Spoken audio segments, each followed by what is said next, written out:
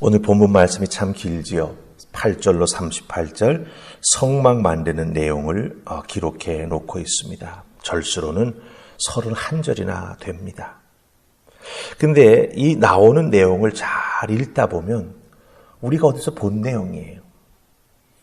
다른 말로 바꾸면 이미 앞에서 한번 하나님께서 모세를 통해서 이스라엘 백성들에게 들려주셨던 말씀을 반복하고 있다라고 하는 것입니다.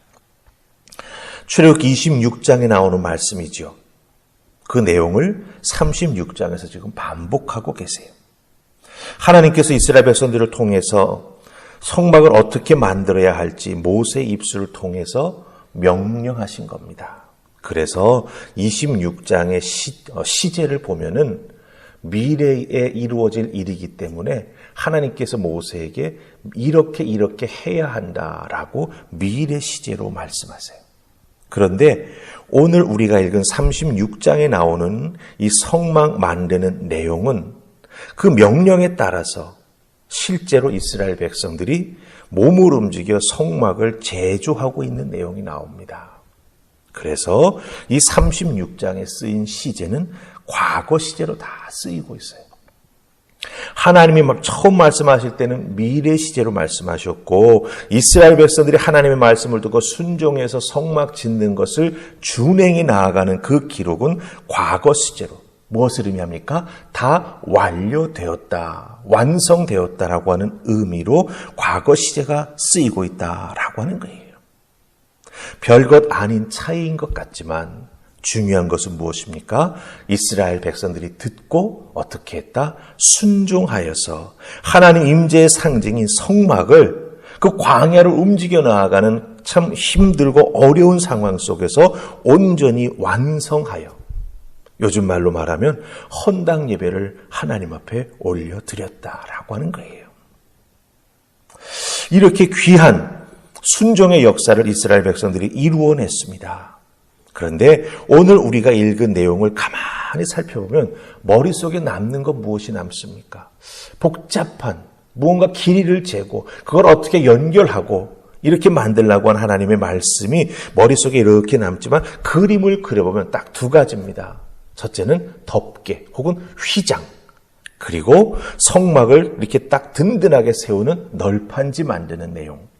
그것이 오늘 말씀의 두 가지 중요한 기둥이 된다라고 하는 거예요.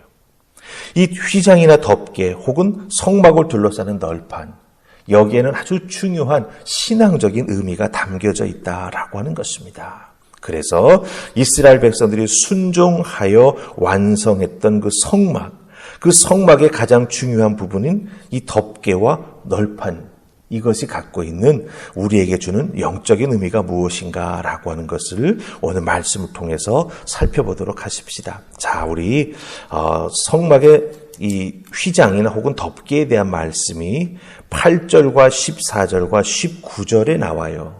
우리가 4절을 다 찾아 읽기는 그러니까 8절, 14절, 19절 중에서 우리가 8절 말씀을 먼저 찾아 읽어보십시다. 8절 다 찾으셨습니까? 우리 같이 읽습니다. 자, 시작. 일하는 사람 중에 마음이 지혜로운 모든 사람이 열폭 휘장으로 성막을 지었으니 곧 가늘게 꼰 배실과 청색, 자색, 홍색 실로 그룹들을 무늬놓아 짜서 지은 것이라. 아멘. 자, 첫 번째 성막을 지을 때 열폭 휘장으로 성막을 짓기 시작했는데 그 휘장을 짜서 그 짜은 그 휘장에 가만히 보니까 뭔가 무늬가 다 들어가 있다라고 하는 거예요. 그래서 배실을 중심으로 해서 거기에다가 청색, 자색, 홍색 실로 술을 놓았던 것 같습니다. 근데 술을 놓은 그림을 모습 형상을 보니까 무슨 형상입니까? 그룹 형상이 그 휘장 속에 다 들어가 새겨져 있었다라고 하는 거예요. 그 다음에 그 위에 덮이는 게 있습니다. 14절에 나오는데 염소 털로 휘장을 또 크게 짜가지고 그 위에 덮습니다. 그러니까 제일 안쪽에 들어가는 게 8절에 나오는 백실로 짜서 만든 휘장이 되는 것이고 그 위에 덮이는 것이 염소털로 정성껏 짜서 덮여지는 휘장이 되는 것이고 세 번째가 18절에 나오는데 붉게 물들인 순양의 가죽, 그게 세 번째 위로 올라갑니다. 그리고 맨 마지막이 18절에 또 나오지요. 해달 가죽으로 덮개를 만들어서 제일 겉을 덮게 된다라고 하는 거예요. 그러니까 사람 눈에 보이는 건 뭐예요? 겉에서 볼 때는 해달의 가죽밖에 보이지 않는 거지요. 이 해달의 가죽은 아주 든든하기 때문에 오랫동안 사용할 수 있습니다. 그리고 색깔도 그렇게 화려한 색깔이 아니에요. 붉게 물들이거나 거기에 금박을 씌우거나 그러지 않았습니다. 해달 가죽 색깔 그대로입니다. 거무죽죽합니다. 그렇기 때문에 색깔이나 외관을 보아서는 다른 사람들이 사용하는 일반인들의 장막과 큰 차이가 없습니다. 그런데 어떻습니까? 한 겹 한 겹 벗겨보면 어떻습니까? 색깔이 나타나기 시작하죠. 화려한 무늬가 나타나기 시작합니다. 그렇다고 한다면 왜 이렇게 하나님께서는 이 성막을 만들 때 휘장이나 덮개를 만들어서 덮어서 형상을 만들게 하셨을까라고 하는 거지요. 그리고 특별히 가장 안쪽에 덮이는 그 덮개에는 그룹을 수놓았다라고 말씀하고 있습니다. 이사야 선지자가 하나님께서 환상을 보여주실 때 이 그룹이 어떤 모습인가라고 하는 것을 설명하는 내용이 나옵니다. 이사야 6장 2절에 나오는데 이 이사야 선지자가 그룹을 보고 묘사할 때 얼굴과 날개와 발을 가진 형상을 하고 있다라고 설명을 합니다. 즉 많은 성경학자들은 이 성막 안에 그룹이 수놓아져 있다라고 하는 것, 그리고 이사야 선지자의 그 그룹을 묘사하는 설명을 잘 들으면서 무엇이라고 그룹을 생각하냐? 바로 천사의 형상이라 이렇게 생각을 합니다. 그래서 천사의 형상이 하나님의 성막의 제일 안쪽에 오늘 8절 말씀을 보니까 무슨 색깔로? 청색, 자색, 홍색 실로 아름답게 수놓아져서 성막 제일 안쪽에 있었다라고 하는 것입니다. 여러분들, 이 성막이 4겹으로 쌓여져 있는데 가장 바깥쪽이 가장 볼품없는 색깔이에요. 하지만 가장 견고합니다. 햇빛도 때로는 비가 올 수도 있는데 그 비도 방수하여 견뎌낼 수 있는 해달의 가죽으로 만들어져 있다라고 하는 거예요. 이 성막의 모습은 오늘날 교회가 어떠해야 하는지를 잘 우리에게 보여주고 있습니다. 세상 사람들의 눈에 화려하고 주목받는 교회의 건물의 모습이 중요한 게 아니라고 하는 거예요. 오히려 평범한 건물일 수 있지만 교회는 어떤 사람들이 모이는 곳입니까? 스스로 죄인임을 고백하는 사람들, 자기 자신의 나약함을 인정하고 고백하며 하나님의 도우심을 구하는 자들의 모임이 바로 교회입니다.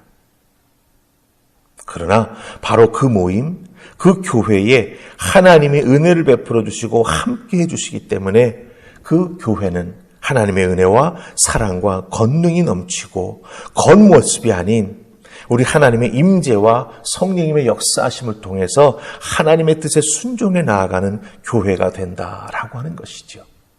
이스라엘 백성들이 하나님 임재의 상징인 그 성막을 통해서 하나님께 예배를 드리고 하나님 말씀해 주실 때마다 어떻게 했습니까? 하나님의 음성에 순종하는 이스라엘 백성들이 되었지요. 오늘날 교회도 겉모습만 화려한 교회를 추구할 것이 아니라 그 교회의 내면이 어떠해야 하는가, 그리고 그 내면 속에 함께 참여하고 있는 믿음의 사람들이 어떤 신앙의 모습을 가지고 하나님 앞에 신앙생활에 나아가며 세상을 향해 흩어져 나아가 그 삶의 자리에서 빛과 소금의 역할을 감당하느냐, 그것이 참으로 중요하다라고 하는 것입니다. 우리 하늘품 화평교회, 하나님의 임재하심과 하나님의 역사하심이 나타나는 정말 그런 귀한 하나님의 교회가 되기를 소망합니다. 여러분 한 분 한 분이 이 성막을 이루어 나아가는 지체가 되었으니 하나님 주신 하늘의 은혜를 통해서 또 능력을 덧입어서 여러분의 삶의 자리에서 우리 하늘품 화평교회가 꼭 지향해 나아가야 될 그 귀한 신앙의 모습, 하나님의 뜻에 순종하는 교회의 모습을 늘 나타내고 증거하는 여러분들 다 되실 수 있기를 주님의 이름으로 축복합니다. 아멘. 자, 그 다음에 이제 우리 널판으로 한번 가보십시다. 20절 말씀입니다. 20절 찾으셨습니까? 우리 같이 읽습니다. 자, 시작. 그가 또 조각목으로 성막에 세울 널판들을 만들었으니, 그 다음에 길이와 크기가 나오고 그것을 몇 개 만들어야 하는지, 그리고 널판은 세워야 하지 않습니까? 세우기 위해서는 또 필요한 것이 무엇인지 그것이 쭉 나옵니다. 근데 여러분들 20절 잘 보세요. 이 널판은 조각목이라고 하는 나무로 만듭니다. 아마 성경을 읽어보신 분들은 이 조각목이 어떤 나무인지를 아실 겁니다. 아카시아 나무 계통입니다. 우리가 산에 아카시아 꽃이 피면 참 냄새가 좋다라고 말하지만 가장 쓸모없는 나무가 아카시아래요. 나무가 약해서 제대로 쓸 수 없는. 그래서 정말 여러분 가만 보면 아카시아 나무로 뭐 만들었다라고 하는 거 보신 적 없지요. 좋은 나무가 아닙니다. 더군다나 광야에서 자라나는 조각목입니다. 얼마나 척박한 환경 속에서 자라납니까? 그런데 널판으로 만들어서 뭔가를 만들기엔 부족함이 많은 나무라고 하는 거죠. 하지만 하나님은 그런 조각목을 잘라서 그것을 깎고 다듬어서 금까지 씌워서 성막을 만드는 귀한 재료로 흔들리지 않게 밑에 다리를 만들어 붙여서 든든한 이 성막의 기둥이 되고 막이 되게 만드셨다라고 하는 거예요. 여러분 생각해 보세요. 우리가 예수 그리스도를 만날 때 어떤 존재였습니까? 사실은 조각목과 같이 왜곡된 부분도 많고 뒤틀려 있는 부분도 많고 자기의 모습이 어떤 모습인지도 몰라서 그냥 잘난 척만 하는 그런 우리의 모습 아니었습니까? 근데 예수 그리스도를 만나서 다듬어지고 나니까, 성령님의 손에 의해서 다듬어지고 나니까 하나님이 기뻐하시는 믿음의 사람이 될 수 있도록 하나님의 손이 우리와 함께 해주시니까 우리는 어떻습니까? 주의 몸된 교회를 함께 세워져 나아가는 지체가 되었다라고 하는 거죠. 바로 우리가 이 성막에 무엇입니까? 널판과 같은 존재다라고 하는 걸 다시 한번 여기서 발견할 수가 있다라고 하는 거지요. 우리도 하나님의 구원의 은혜를 임했기에 그 구원의 은총을 덧입었기에 이렇게 교회를 이루고 하나님의 자녀가 되고 축복받는 인생으로 변할 수 있었다라고 하는 것입니다. 이 성막에 널판이 든든히 세워져야 광야의 바람도 막아낼 수 있고 그 안에 임재하시며 하나님의 은혜가 넘쳐나는 법궤라든지 그런 것들을 다 집어넣고 제사를 바르게 드릴 수 있다라고 하는 겁니다.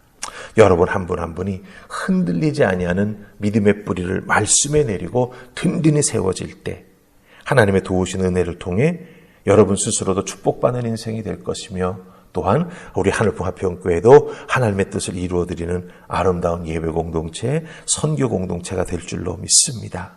기억하십시다. 나는 널판이다. 나는 하나님의 임재하심으로 덮여있는 하늘품 화평교회의 귀한 지체다.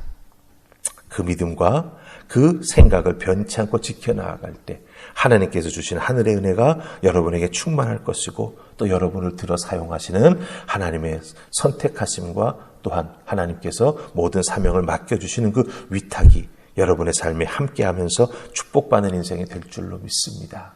기억하십시다. 우리는 하늘품 화평교회를 세워나가는 지체입니다. 기도하십시다. 하나님 귀한 말씀으로 우리가 하늘품 화평교회의 몸된 지체임을, 교회를 세우고 있는 널판이며 하나님 앞에 예배드리는 예배자이며 하나님의 뜻에 순종에 움직여 나아가는 하나님의 손과 발임을 다시 한번 깨달아 알게 해주시니 감사합니다. 이 말씀의 깨달음을 기억하고 우리들 마음판에 잘 새겨놓고 헌신하여 준행함으로 말미암아 주의 몸된 교회가 아무리 어려운 상황 속에서도 흔들리지 않게 하시고 맡겨주신 교회의 사명과 본분 잘 지켜나가게 하시며 특별히 죽어져가는 영혼들을 향해서는 끊임없이 손 내미는 아름다운 주의 교회가 될 수 있도록 역사하여 주시옵소서. 주신 말씀, 오늘도 우리들의 삶의 자리에서 잘 지켜나가며 행해나가는 우리가 되기를 소원하옵고 예수님 이름으로 기도하옵나이다. 아멘.